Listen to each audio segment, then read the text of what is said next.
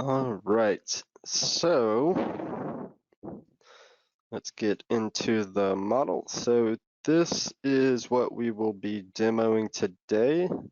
It's a radiant with these kind of square mill-grain settings on the side. It has 4 rounds on each corner, and then it has this triangle in the middle. All of this would be, relatively simple to make in a normal setting where you're just drawing out stuff. But to make it completely parametric inside of MatrixGold would present some challenges. So we're going to do it completely parametric. So welcome, and let's begin. I can actually import is this one as a picture frame. I'll go front, and we can do that. We can select it, Control-Alt-C, which is a hotkey that will automatically center, and then we can just use the gumball to kind of scale it. I'm going to make it a finger size 7, so I will go under my tools, select ring rail, and make sure it's at a finger size 7, which it is. I can right click to accept that command, and then I'll just take the gumball and pull it up, try and center it as much as possible, and then use the rest to kind of. It's not necessarily a true top through view because you can see it's kind of at an angle right here, but it'll get us close enough. All right, so I have that. I'm going to cut all the excess around so I can get a freeform curve and just kind of draw around just to trim.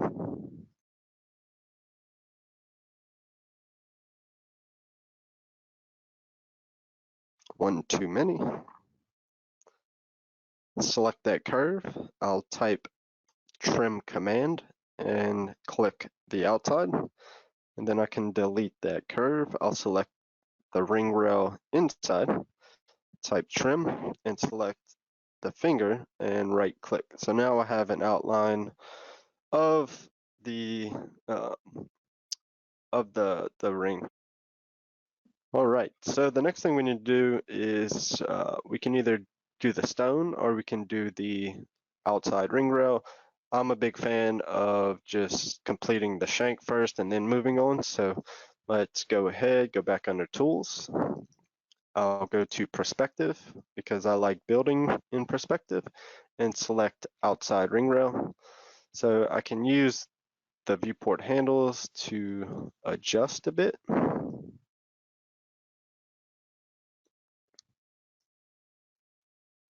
And get it as close as possible.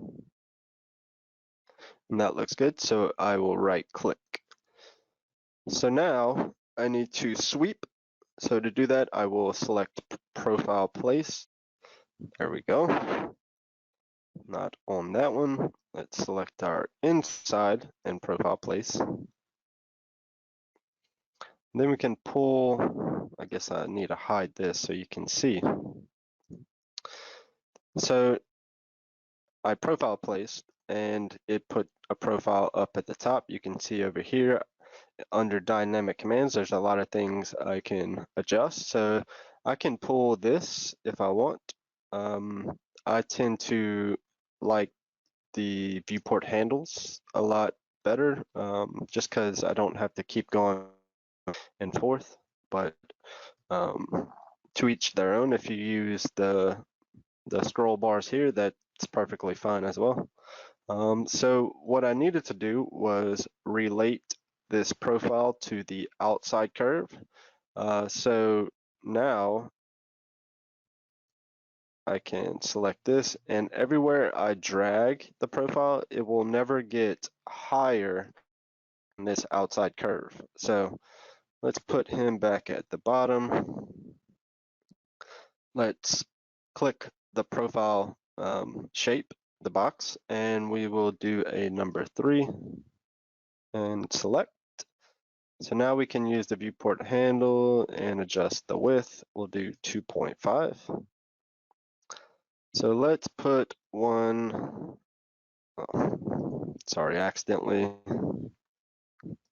hit show and it canceled the command. So let me get that back where we were.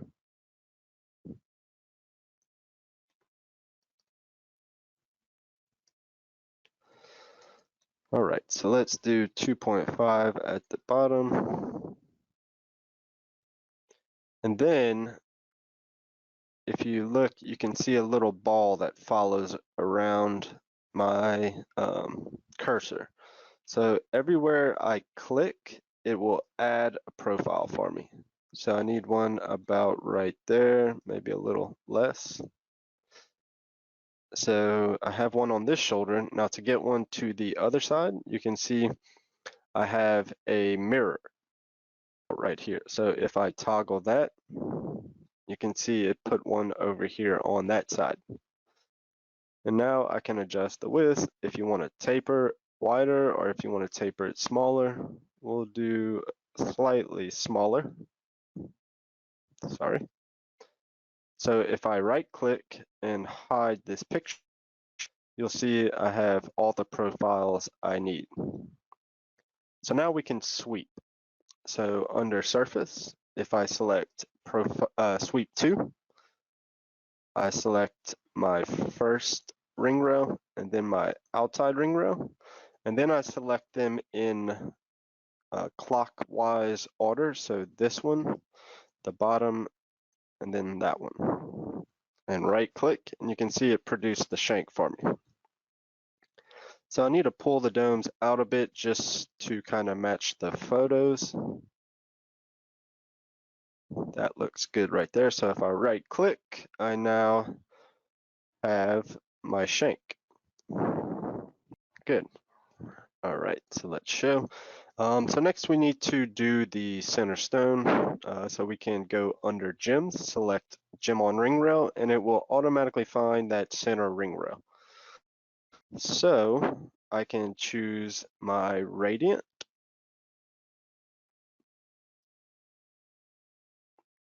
And we can pull this a bit to kind of match the shape, height, and size. So it's going to be about right there. And it's pretty close. I'm just trying to match it on the sides right here. As I said, it's kind of an angled view like this, so you're not going to get a true size. So we just need to match the width. And that looks pretty good, so I can right click to accept. The next thing we can do is put the head out. So selecting the stone, go under settings. I can select head. Now for every kind of shape that has these cut corners, it'll want to put a V-prone. You don't necessarily need that. If you want to change that, you can come down under dynamic commands over here, scroll down where it says prong type. You can toggle that to profile and it'll change it to the profiles, which we have selected right here. If we want to change that, we click this box and it opens up our library. So let's choose something like this. And then we can use our viewport handles to kind of adjust. So all I really need is going to be the base. So we can come down under rail count and reduce it to 1. That way it's only on the base. Let's pull it in slightly.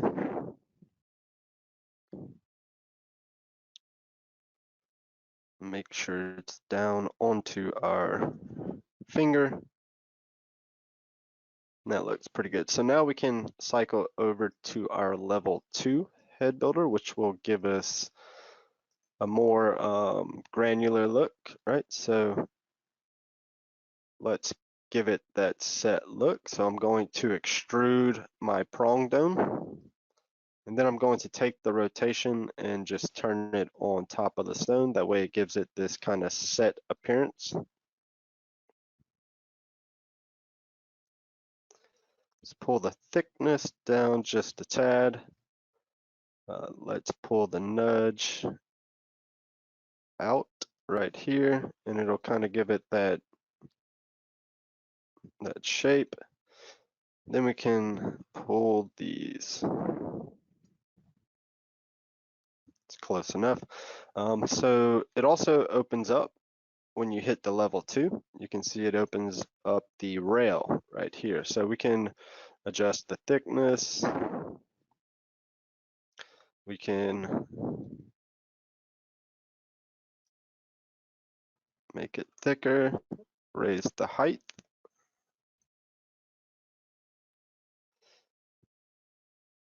Then let's pull the offset just a tad to make it those prongs. There we go. That looks pretty good. So I'm going to right click and accept. Okay, so the next thing we need to do is create these kind of square sides, right? So we have this stone that kind of looks like a square bezel, a princess bezel that they just turned. So we'll go ahead and create that kind of the same way. So what I want to do is put some side stones right here. So if I go to gems and put gem on ring rail, it'll put one right on top of the other, right? If I reduce the size, scroll up and change it to a princess, I can pull it over here.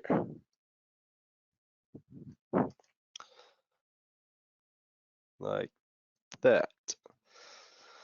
So here you can see we have a couple of different transform options.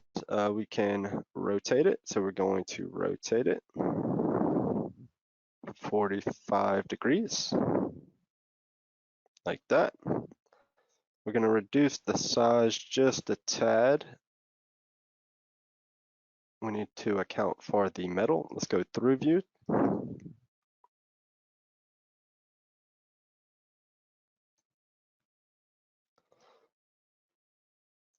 There we go. And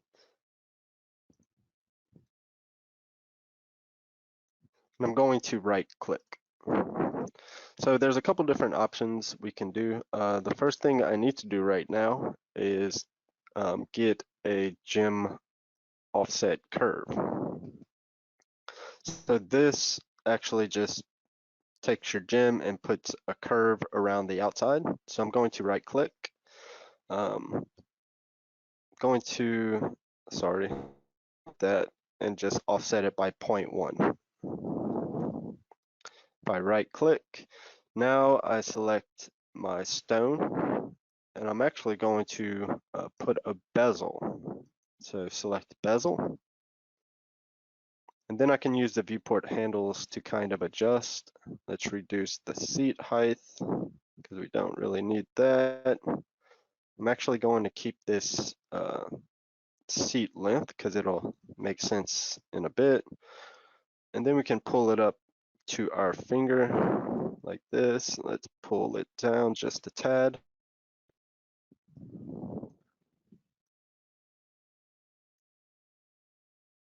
And let's try and match our picture.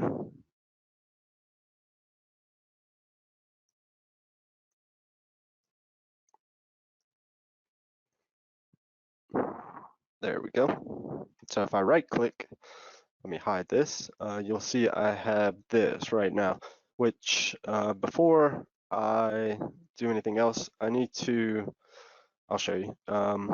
Let's select that curve that we created, all right? And then I can extrude it. So under solids, I can extrude planar curve. Oop, let me go through view and do that. Okay, extrude planar curve, and you can see I now have an extrusion box. So I can just pull it down about halfway. And the cool thing about this, as I spoke to previously, I'm tying in MatrixGold parametric history and then Rhino with the extrude.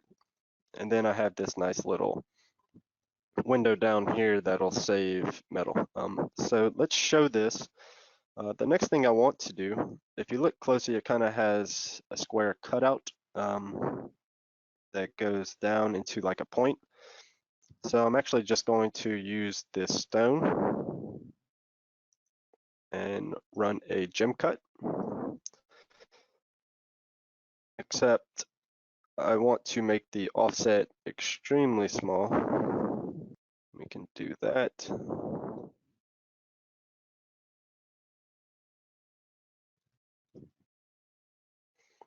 And right click. Let's hide this, hide that. So next we need to, I can bring this stone back, and we need to either hide this or delete it. The best way to maintain history is to run gv hide. So what it'll do, it'll hide that stone from ever being seen again, but it'll still maintain the history and keep it inside the document. Gem on curve. I didn't think it liked me deleting the center on the surface. So let's try this. Let's toggle the count and put it to 1. And then I can take the position and kind of just pull it in its place. Let's reduce to 1.5. And we're back. So now this stone is not related to the surface that I'm about to boolean, right?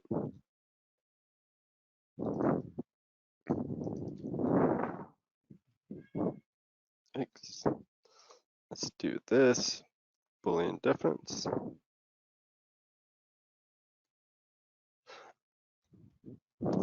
Hello, computer. Right click. So let's take this extrusion and hide it. Let's hide this so we can see. And now you see we have the cutout. So let's put our head right here. I can run setting head to reduce the thickness, the size. Actually, let's go to style. So up at the top under head, whenever you run the head builder, we have the kebab menu. If you select that and go to styles, it'll open up a bunch of styles. So we're going to select a 4-prong without any gallery rail and hit load. And then we'll reduce some thickness, angle it in a bit. Sorry if you hear a screaming 2-year-old. We're all still working from home, so it's a bit hectic. Sorry. All right, so let's go ahead and we're going to adjust the, or is it like this? Sorry. Nope, they're in the corners. Okay, that's no problem. So the easiest way to do that would be to accept this, edit it on curve, and just turn it 45 degrees and right click.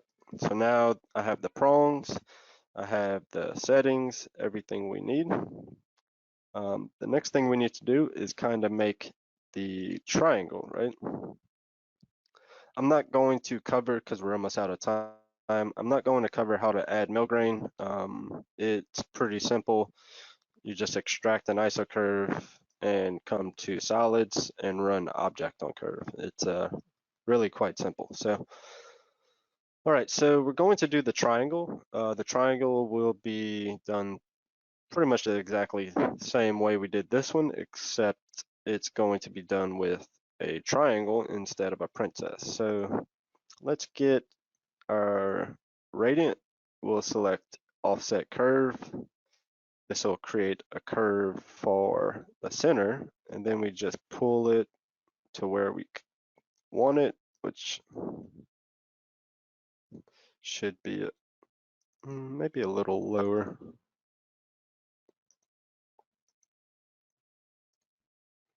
So let's edit that and pull it down just a tad. Let's do that right there. All right. I will select that curve. And just like I did previously, we can run a gem on curve as well. We will take the count toggle and toggle that on. We will type 1, and then we'll change the round and we'll go down to a triangle here. So we can use these to adjust a bit. Do like that. So I can use the placement toggle to pull it down in its place. And I want to kind of make this more square. So what we will do, unlock the stone. So now I can actually type in. And I'll do 3.5, which will make it more square. Actually, let's unlock it one more time and we will do 2 and then 2.5 and right click. Anyway, we have other options. So I'm going to go ahead and run a gem offset curve, and we will right click. I will select that curve and we can extrude just like we did previously. Let's go to a side view, extrude, and we will just do something like that. So once again, if I adjust this gem on curve and make it wider, you'll see the bezel, the surface populates, right? So let's edit this. We will do unlock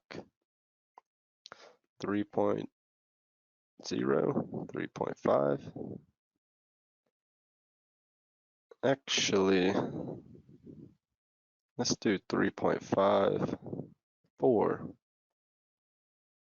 Yeah, much better. And I'll just use this as kind of my gallery rail. So I can select that stone, type GV hide. And now I can put my stone. Cutting out will be done the same way that we did this one. So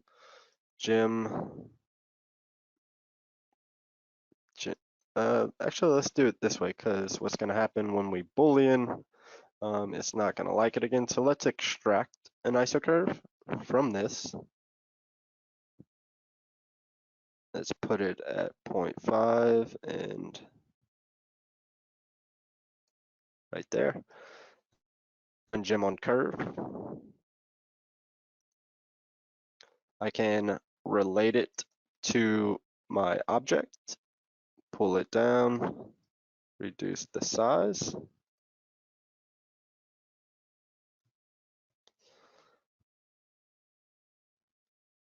And I'm actually going to pull the stone down a bit because this is kind of tight. So I can edit that extracted isocurve and just pull them down like this.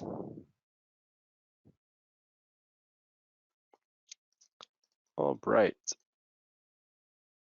So naturally I would boolean, put millgrain around it, just like I would here. And then lastly, we need to put these side stones. So this will be done the same way. I can get another gem offset curve, pull them down, like right here, right click, gem on curve one more time.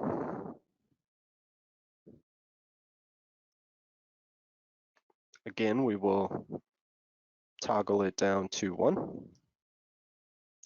Count toggle, 1. And then we can take this and pull them where we want. Reduce the size. Let's pick him up. I think I need to angle him out a bit.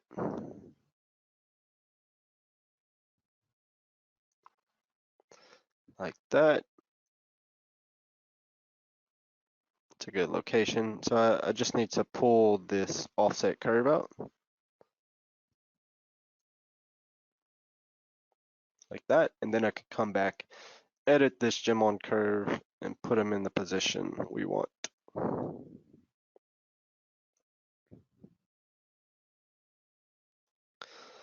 That looks good. Maybe let's make him a little bit larger just to fill this gap. Maybe not that big. And right click. So we can run a head builder on this guy. Let's adjust the rail count to 0. Pick him up.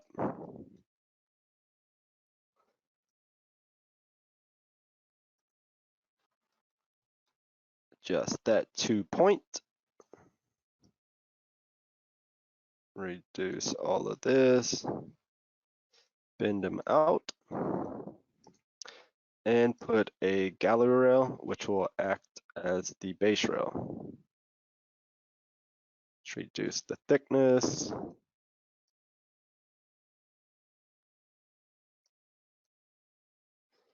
And pull them up into position. Looks good. Let's go through view to make sure. Yep.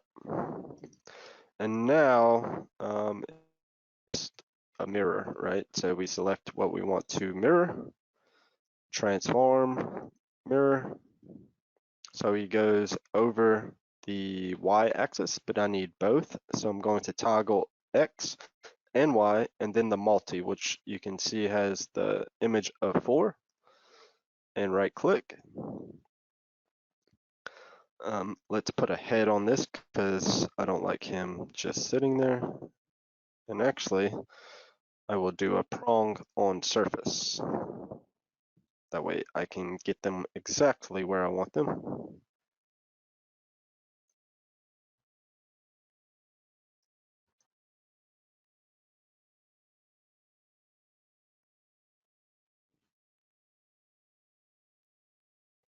All right.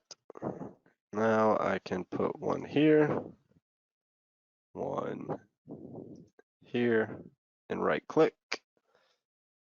Like I said, we have a little bit of time to put mill grain. I select my curve. So I can either offset this one, go to curve, type offset.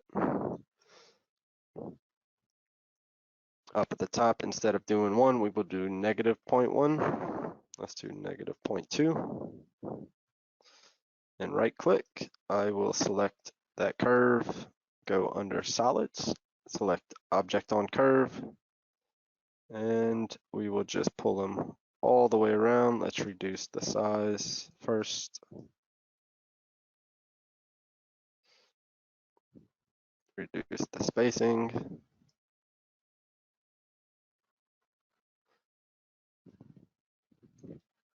Okay, so it's a little tight, but that's no issue. Not that one.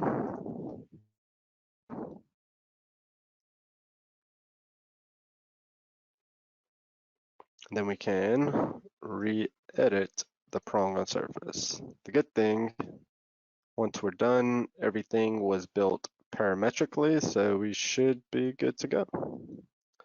Then I can extract an iso curve from my edge.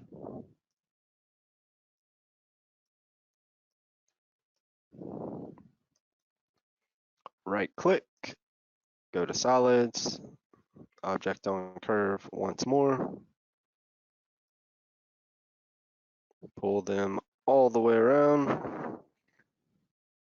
Reduce the size and the spacing.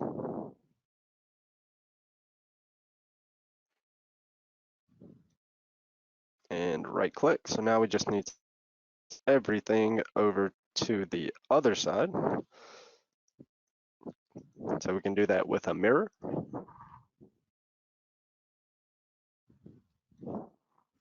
So currently it is mirroring over the y-axis or on top of itself. So I need to remove that one and toggle over the x and there he is. And then lastly, just mirror this one. Go to mirror, and you can see he's over there. So let's see what we got now. Let's hide everything, and it's pretty close. The only thing I didn't do, just because we don't have time, is this little gallery rail. But yeah, as a whole, it looks pretty close.